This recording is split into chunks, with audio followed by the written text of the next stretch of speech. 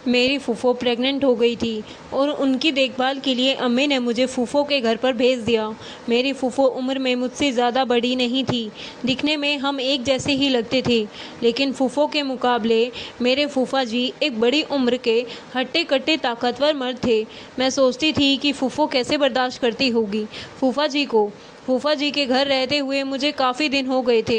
एक रात खाना खाने के बाद मैं किचन में बर्तन धोकर अपने बेडरूम में आई तो सोचा कि नहा धोकर थोड़ा फ्रेश हो जाती हूँ। गर्मी बहुत ज़्यादा थी। मैंने अलमारी से अपना सूट निकाला और बाथरूम में नहाने के लिए चली गई। थोड़ी देर के बाद मुझे ऐसा लगा कि जैसे रोशनदान से मुझे कोई देख रहा है, लेकिन कौन था? हो सकता है फूफा और फूफो तो अपने कमरे में सो रहे थे। मैंने इसे अपना वहम समझा और नहाने में मशरूफ़ हो गई। मैं काफ़ी दिन से रुकी हुई थी, सोचा क्यों ना आज अकेले ही प्रोग्राम कर लिया जाए। मैंने अपनी आंखें बंद कर रखी थी और मैं वहीं दीवार से टेक लगाकर बैठ गई। कुछ मिनट बाद मैंने अपनी आंखें खोली तो रोशनदान पर नज़र पड़ते ही मैं शर्मिंदा हो गई, क्योंकि सामने फूफा जी मुझे देख रहे थे। मैं उसी वक्त नहाकर अपने कमरे में चली गई। थोड़ी ही देर बाद फूफा जी मेरे कमरे में आए और उन्होंने दरवाजे को बंद कर दिया। कहने लगे, मुझे तो पता ही नहीं था कि हमारे घर में इतनी खूबसूरत लड़की भी रहती है। फिर फूफा जी ने ज़बरदस्ती मुझे बेड पर लेटा दिया और फिर मेरे साथ। हेलो दोस्तों, स्वागत है आप सभी का हमारी एक और रोमांचक कहानी में। उम्मीद करती हूँ कि आपको यह कहानी बेहद पसंद आएगी। मेरा नाम शबनम है। मैं अपने माँ बाप की इकलौती औलाद थी। दरअसल मेरे फूफा हमेशा से हम सबके साथ ही रहते थे। मेरी फूफो और मेरे उम्र में सिर्फ 8 साल का ही फ़र्क था। दादा के इंतकाल के बाद फूफो की सारी जिम्मेदारी मेरे पापा पर आ गई थी। हमारे बीच बिल्कुल सहेलियों की तरह ही बातचीत होती थी। मेरी फूफो की शादी के वक्त मैं सिर्फ 17 साल की ही थी। मैं अपनी फूफो से बहुत ही प्यार करती थी, क्योंकि मुझे उनसे शुरू से ही बहुत ज़्यादा लगाव था। इसलिए उनकी शादी के वक्त मेरा रो रो कर बुरा हाल हो चुका था। मेरे फूफो जी ने मेरे फूफो को रुखसती के वक्त मुझे अपने पास बुलाया और मुझे कसकर गले लगाकर मेरी पीठ सहलाने लगे और प्यार से मुझे समझाते हुए कहने लगे कि शबनम, रोने की क्या बात है, तुम्हारा जब भी दिल करे तुम हमारे घर चली आना। उनकी यह बात सुनकर मैं बहुत ही खुश हो गई थी। मैंने कहा कि फूफो तो शादी करके दूसरे शहर चली जाएंगी। तो फूफा जी कहने लगे, तो क्या हुआ, तुम्हारी फूफो कौन सा मुल्क छोड़कर जा रही हैं? दूसरे शहर ही तो जा रही हैं। तुम जब चाहो तब आ जाना, और जब भी तुम अपनी फूफो के पास आओगी तो मैं तुम्हें खुद पूरा शहर घुमाऊंगा। फूफो को रुखसत होकर अपने ससुराल चली गई थी, लेकिन मेरे दिल में अब यह अरमान जाग उठा था कि मैं कब अपनी फूफो के पास जाऊंगी और सब घर घूमूं फिरूंगी, मज़े करूंगी। और एक दिन फूफो और फूफा हमारे घर पूरे 1 साल के बाद आए थे। मेरी फूफो बहुत खुश लग रही थी। मेरे फूफा जी फूफो से बहुत प्यार करते थे। मैं उन दोनों को एक साथ देखकर बहुत ही खुश हो गई थी। मेरे फूफा जी बहुत ही और प्यार से बात करने वाले इंसान थे। इतने दिन वह हमारे घर रह रहे थे, वक्त मेरे आगे पीछे ही घूमते रहे और मेरा बहुत ख्याल रखते रहे। वह मेरे लिए बहुत सारे गिफ्ट और तोहफे भी लाए थे। मेरा कोई भाई नहीं था, इसीलिए मुझे उनसे लगाव हो गया था। पापा तो 1 हफ्ता हमारे साथ गुजार कर वापस अपने घर चली गई थी, और 3 महीने के बाद एक दिन फूफो का फ़ोन आया और उन्होंने बताया कि वे प्रेग्नेंट हैं। यह सुनकर तो मेरी अम्मी और पापा बहुत ही खुश हो गए थे, क्योंकि वह बहुत दिन के बाद हमारे घर खुशी की खबर आई थी। क्योंकि फूफो को खुश होने के साथ साथ बहुत ज़्यादा परेशान भी थी, और वह अम्मी से कहने लगी कि वह अकेले दूसरे शहर में इस हालत में नहीं रह सकती, क्योंकि उन्हें बहुत ज़्यादा चक्कर आ रहे हैं और उनकी तबीयत भी बहुत ज़्यादा ख़राब है। डॉक्टर ने उन्हें आराम करने को कहा है। यह सुनकर अम्मी बहुत ज़्यादा परेशान हो गई, तो वह कहने लगी कि काश मेरी सास जिंदा होती तो मुझे ऐसी परेशानी ना होती। ऐसे वक्त में किसी का साथ होना बहुत ही ज़्यादा ज़रूरी होता है। मेरे साथ साथ मेरी फूफो भी मेरी अम्मी की लाडली थी। उनकी बात सुनकर अम्मी ने फूफो से हमारे घर ही आकर रहने को कहा, लेकिन वह कहने लगी कि इमरान उन्हें छोड़ने के लिए तैयार ही नहीं है, और डॉक्टर ने भी उन्हें ऐसी हालत में लंबा सफ़र करने को मना किया है। और अगर फूफा आ जाती हैं तो फूफा जी और उनके पापा को खाना पीने की परेशानी हो जाएगी। और वैसे भी कोई 1-2 महीने की बात तो नहीं है, अभी तो पूरे 9 महीने बाकी हैं। फूफो की बात सुनकर अम्मी ने कहा कि ठीक है, तुम फिक्र ना करो, मैं शबनम को तुम्हारे पास भेज देती हूँ। शबनम के वहाँ पहुँच जाने से तुम्हारा भी दिल बहल जाएगा और यह तुम्हारे घर के कामकाज में भी मदद कर दिया करेगी। अम्मी की बात सुनकर फूफो बहुत ही खुश हो गई थी। उधर मैं खुद कब से इस मौके की तलाश में थी कि कब मुझे फूफो के घर जाने का मौका मिलेगा। मैंने फ़ौरन ही खुशी खुशी अपना सामान बांध लिया। आप ही बनने की खुशी में तो मुझे अलग ही हो रही थी। 3 दिन के बाद ही फूफा जी मुझे लेने के लिए आ गए। पूरे रास्ते फूफा जी ने मेरी खूबसूरती की तारीफ़ करते हुए गए और मैं उनके साथ अपने फूफो के पास दूसरे शहर में पहुंच गई थी।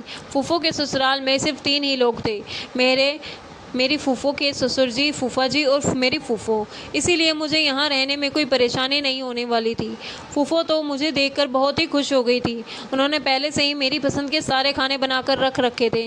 उन्होंने मुझे रहने के लिए अपने सामने वाला कमरा भी दे दिया था।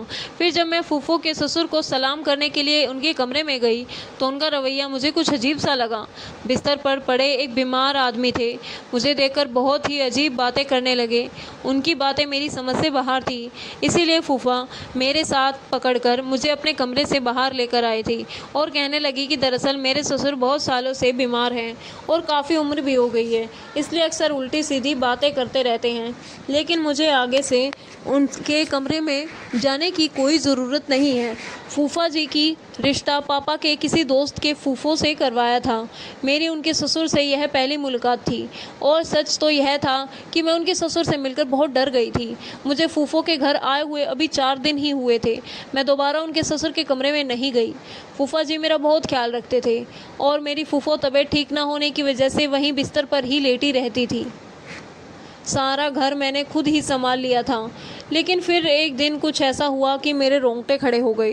रात के खाने के बाद किचन साफ़ करके जब मैं अपने कमरे में आई तो मैंने सोचा कि नहा धोकर फ्रेश हो जाती हूँ, तब सोती हूँ, क्योंकि गर्मी बहुत ज़्यादा थी।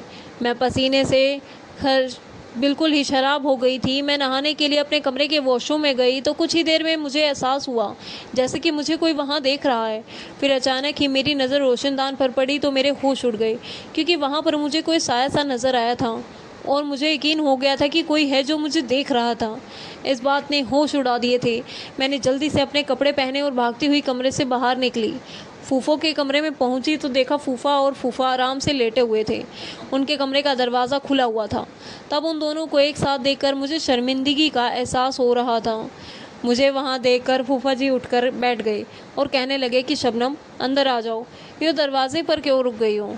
मुझे समझ में नहीं आ रहा था कि मैं उनसे क्या कहूँ। मैंने यूं ही बातें बना दी कि मैं फूफो से दूध का पूछने के लिए आई थी।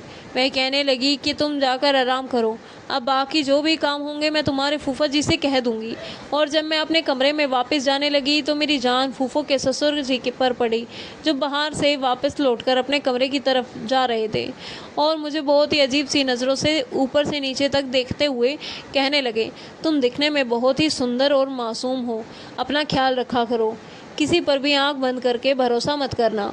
उनकी यह बात सुनकर मैं ताज्जुब में पड़ गई थी और मुझे गुस्सा भी आने लगा। मैं सोच भी नहीं सकती थी कि वह मुझे इस तरह की कोई बातें कह सकते हैं। मैं घबरा कर फ़ौरन अपने कमरे में चली गई और सारी रात यूं ही जागते जागते गुजार दी। मैं सोचने लगी कि फूफो ने तो कहा था कि उनके ससुर बीमार हैं और वे कमरे से निकल नहीं सकते, फिर यह उठ कैसे गए और इतनी रात को बाहर क्या कर रहे थे? मुझे बहुत ही ज़्यादा बेचैनी हो रही थी कि रोशनदान पर जो भी था वो मेरे वहम नहीं था, वह कोई था जो मुझे देख रहा था। कहीं फूफो के ससुर तो नहीं थे? इस सवाल ने मुझे परेशान करके रख दिया था। मेरी सारी रात जागते हुए गुजर गई थी। अगले दिन सुबह फूफा जी ऑफिस जाते हुए कहने लगे, मैं शाम को जल्दी आ जाऊँगा और तुम्हें शॉपिंग के लिए बाज़ार लेकर जाऊँगा, तुम शाम को तैयार रहना। यह कहते कहते अचानक ही वह मुझे अलग ही नज़र से देखने लगे। फिर उन्होंने मेरे करीब आकर मेरे गाल पर हाथ फेरा और ऑफिस के लिए निकल गए। उनके इस अंदाज पर मैं थोड़ी सी हैरान सी हो गई थी। फूफा भी इस वक्त मेरे पीछे ही खड़ी थी और कहने लगी, हाँ, वह तुमसे बहुत प्यार करते हैं, इसीलिए तुम भी उनका ख्याल रखने की कोशिश किया करो, क्योंकि आजकल मैं उनका ख्याल नहीं रख पा रही हूँ। फूफो की बात सुनकर मैंने कहा कि आप बिल्कुल भी फिक्र ना करें, मैं फूफा जी का ख्याल बहुत अच्छे से रखूँगी। शाम को मैं अच्छी तरह से तैयार हो गई तो फूफा जी मुझे शॉपिंग के लिए ले गए। उन्होंने फूफो से अपनी कहीं ज़्यादा मेरे लिए शॉपिंग की थी। लेकिन मुझे क्या पता था कि फूफा जी की शॉपिंग के बदले मेरे साथ क्या क्या करने वाले हैं। उस रात अचानक ही लाइट चली गई। तभी मेरे कमरे में किसी ने मुझे पीछे से आकर ज़ोर से पकड़ लिया। मैं बहुत ही डर गई थी। मुझे इस पर किसी की भी बात की उम्मीद नहीं थी। मैं फ़ौरन ही भागकर अपने कमरे से निकल गई। कुछ भी दिखाई नहीं दे रहा था क्योंकि वहाँ पर बहुत ही ज़्यादा अंधेरा था। अब मुझे अंधेरे से बहुत ही डर लगता था, लेकिन मैं अंदाजे से दीवार के सहारे फूफो के कमरे में पहुंची। वहां जाकर मैंने फूफो को आवाज़ दी तो वह कहने लगी, शबनम तुम परेशान ना हो, इमरान अभी लाइट देखने के लिए ही गए हैं। अक्सर हमारे घर की लाइट ही जाती रहती है, तुम परेशान ना हो। फिर फूफो ने अपने मोबाइल फ़ोन की लाइट जला दी। मेरे पास तो मोबाइल भी नहीं था। मैं फूफो के पास ही बैठ गई। थोड़ी देर के बाद लाइट आ गई तो फूफो मुझसे कहने लगी, तुम भी बहुत पागल हो शबनम, ज़रा से अंधेरे से इतना घबरा गई हो, फिर मेरा ख्याल कैसे रखोगी। तो फूफो की बात सुनकर मैंने कहा, ऐसी बात नहीं है फूफो, वह दरअसल मेरे कमरे में कोई मौजूद था, इसीलिए मैं डर गई थी। मेरी बात सुनकर वह ज़ोर ज़ोर से हंसने लगी। वह बोली कि यार इमरान तो मेरे साथ मेरे कमरे में ही थे और मेरे ससुर तो कमरे से निकलते ही नहीं। अंधेरे की वजह से तुम डर गई होगी। और अगर कोई बात है तो मुझे समझ नहीं आया कि फूफो को किस तरह से मैं अपनी बात पर यकीन दिलाऊं। पर पहले वाला साया और अब कमरे में किसी और की मौजूदगी का एहसास, यह सब कुछ मेरा वहम नहीं हो सकता। कोई तो है जो मुझ पर नज़र रखे हुए था। मेरे दिमाग में बार बार फूफो के ससुर के ही ख्याल आ रहे थे। लाइट ठीक करके फूफो जी कमरे में आ गए तो मुझे देखकर फूफो कहने लगी, देखो मैंने तुम्हें पहले ही कहा था ना कि शबनम अंधेरे से डर जाएगी, तुम्हें उसके पास चली जाओ। फूफा जी से कहने लगी, अंधेरा बहुत था, अगर मैं गिर जाती तो मुझे क्या मालूम था कि यह इतनी ज़्यादा डर जाएगी। मैंने उन दोनों से कहा कि आप परेशान ना हो, मैं बिल्कुल ही ठीक हूँ। मैं फूफो को ज़्यादा परेशान नहीं करना चाहती थी क्योंकि अम्मी ने मुझे मना किया था कि डॉक्टर ने फूफो को टेंशन देने से मना किया है। लेकिन मैं वापस चुपचाप अपने कमरे में आ गई और कुंडी बंद करके अपने बिस्तर पर लेट गई।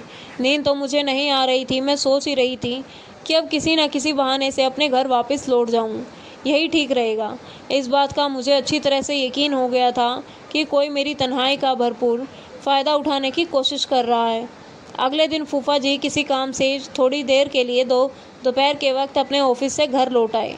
उस वक्त खूब दवाई खाकर अपने कमरे में सो रही थी और मैं किचन में खाने की तैयारी कर रही थी। फूफा जी किचन में कब आए मुझे तो पता ही नहीं चला और उन्होंने मुझे पीछे से आकर अपनी आगोश में ले लिया और मुझे चूमने लगे।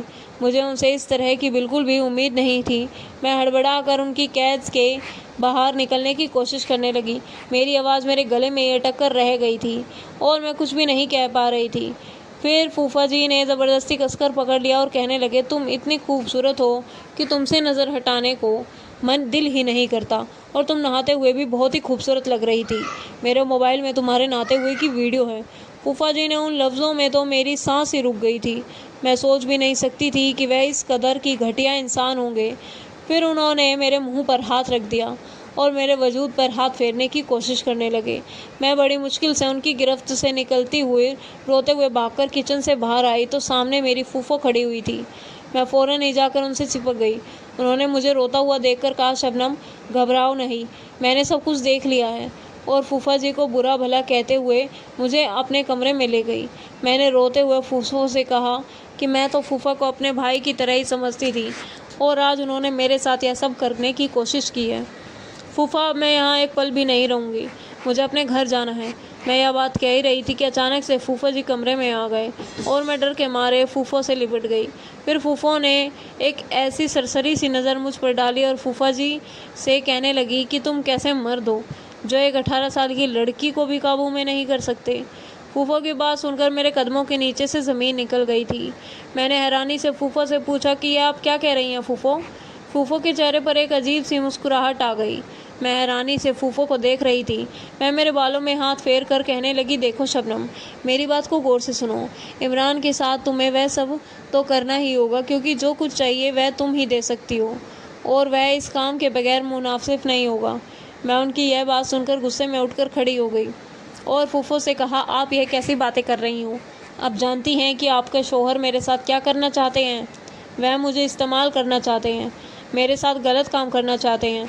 आप कैसे ऐसे इंसान के साथ ज़िंदगी गुजार सकती हैं जो कि आपके प्रेग्नेंट होने के बाद भी आपकी भतीजी पर नज़र जमाए बैठे हैं? ऐसे इंसान आपके और आपके बच्चे को सारी ज़िंदगी क्या देगा।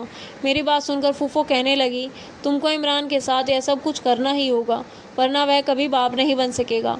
फूफो की बात सुनकर मैंने कहा कि आप ये कैसी बातें कर रही हैं, आप हाला हैं और फूफा जी आप बहुत बनने वाले हैं। फूफो ने कहा, नहीं, मैं माँ नहीं बन सकती। यह बात पता चलने पर ही मैंने तुम्हें यहाँ बुलाया था, ताकि तुम यहाँ आकर मुझे और इमरान को एक बच्चा दे सको। इमरान किसी और का बच्चा गोद लेना नहीं चाहता, उन्हें अपना ही बच्चा चाहिए, और इसमें उसके लिए मेरे पास इससे ज़्यादा आसान रास्ता और कोई भी नहीं था, क्योंकि मैं किसी दूसरी औरत को अपनी सौतन बनाकर अपने सर पर सवार नहीं कर सकती। इसीलिए मैंने फ़ैसला किया कि मैं इस मकसद में तुम्हारी कुर्बानी कर दूं। वैसे भी तुम मेरी सगी भतीजी तो हो ही नहीं, मैं तुम पर तरस खाऊं। मैं इमरान से बहुत मोहब्बत करती हूं और उसे किसी भी कीमत पर छोड़ ना चाहती। इसीलिए मैं चाहती हूँ कि तुम हमारी इस कमी को पूरा करो और हमें एक बच्चा दे दो। और अगर तुमने यह सब नहीं किया तो तुम्हारी वीडियो हम दोनों मिलकर वायरल कर देंगे। तुम किसी को भी मुंह दिखाने के लायक नहीं रहोगी। यह बात कहकर उन दोनों ने ज़बरदस्ती मेरे हाथ पांव बेड से बांधकर मेरे मुंह पर टेप लगा दी। फिर उस दरिंदे फूफा ने मेरी इज्जत के साथ खेलना शुरू कर दिया और मेरी कुल्पो अपने सामने मेरी ज़िंदगी बर्बाद होते हुए देख रही थी। वह शख्स मेरी फूफो के सामने मेरे साथ वह सब कुछ कर रहा था और मेरी फूफो मेरे साथ यह सब कुछ होता हुआ अपनी आंखों से देखते हुए मुस्कुरा रही थी। मैं तो अब कुछ फूफा जी को ही अपना दुश्मन समझ रही थी, लेकिन मेरे फूफा भी इस गंदे खेल में बराबर के हिस्सेदार था। उनका घर बचाने की खातिर मेरे फूफा ने मेरी ज़िंदगी दांव पर लगा दी कि तभी अचानक दरवाजे पर मेरी फूफो के ससुर आ गए और उन्होंने यह नाज़बा हरकत करते हुए फूफा जी को देख लिया था। उन्होंने गुस्से से चीख कर अपने बेटे को पुकारा और कहने लगे, तुझे शर्म नहीं आई इस मासूम बच्ची के साथ खिलवाड़ करते हुए? शर्म आती है मुझे तुम दोनों को अपने बहू और बेटा कहते हुए? फूफो के ससुर को देखकर मेरी जान में जान आई। मेरी फूफो के ससुर ने मेरा हाथ पांव खोले और मेरे सर पर हाथ रखकर मुझे चुप कराने लगे। मुझसे कहने लगे, मैंने तो तुम्हें पहले ही समझाया था कि तुम बहुत मासूम हो, अपना ख्याल रखा करो और आंख बंद करके किसी पर भी भरोसा मत करना। लेकिन तुम इतनी मासूम थी कि मेरी बात को समझ ही नहीं। खैर कोई बात नहीं, जो होता है अच्छे के लिए होता है। कम से कम तुम्हें अपनी फूफो और फूफा का असली चेहरा तो नज़र आया। इन दोनों की तरफ से मैं तुमसे माफ़ी मांगता हूँ। कल मैं तुम्हारे पापा को बुलाकर तुम्हें उनके साथ तुम्हारे गांव भेज दूंगा। जिस इंसान से मैं इतना डरती थी वही मेरी इज्जत का रखवाला निकला। मुझे तो अपनी फूफो पर अभी भी यकीन नहीं हो रहा था कि वह मेरे साथ ऐसा कर सकती थी। वो रात मेरी सबसे अजियत भरी रात थी।